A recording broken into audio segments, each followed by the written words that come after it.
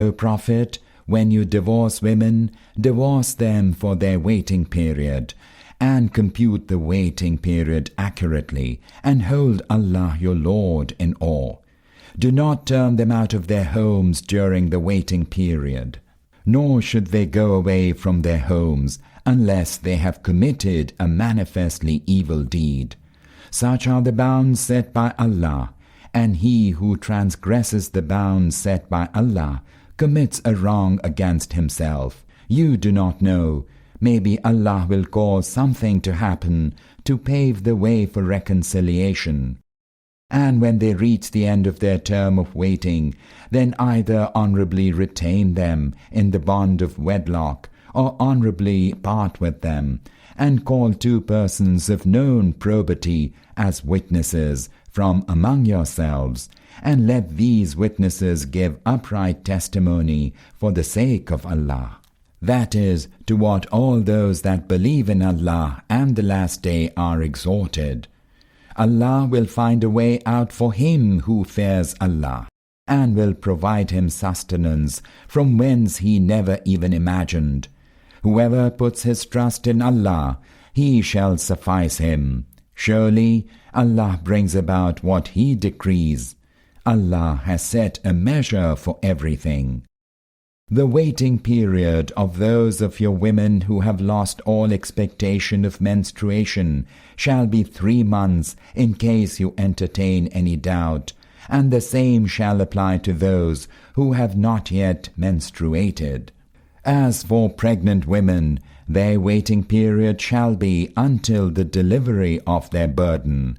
Allah will create ease for him who fears Allah.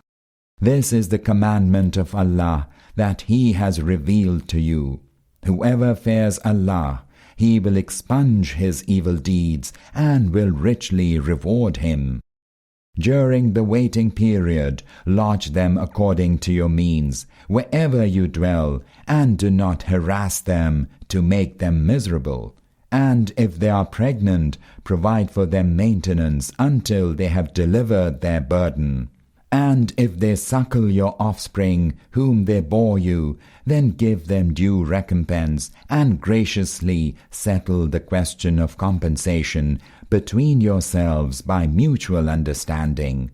But if you experience difficulty in determining the compensation for suckling, then let another woman suckle the child. Whoever has abundant means, let him spend according to his means, and he whose means are straitened, let him spend out of what Allah has given him. Allah does not burden any human being beyond the means that he has bestowed upon him. Possibly, Allah will grant ease after hardship. How many towns rebelled against the commandment of their Lord and his messengers! Then we called them to a stern accounting and subjected them to a harrowing chastisement. So they tasted the evil fruit of their deeds, and the fruit of their deeds was utter loss.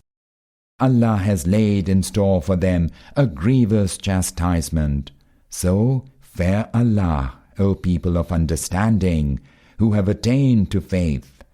Allah has sent down to you an exhortation. A messenger who rehearses to you Allah's verses that clearly expound the guidance, so that he may bring out those that believe and act righteously from every kind of darkness into light. He will admit whosoever believes in Allah and acts righteously to gardens beneath which rivers flow. They shall abide in them forever. For such has Allah made an excellent provision. Allah, it is He who created 7 heavens, and like them the earth. His commandment descends among them. All this is being stated so that you know that Allah has power over everything, and that Allah encompasses all things in His knowledge.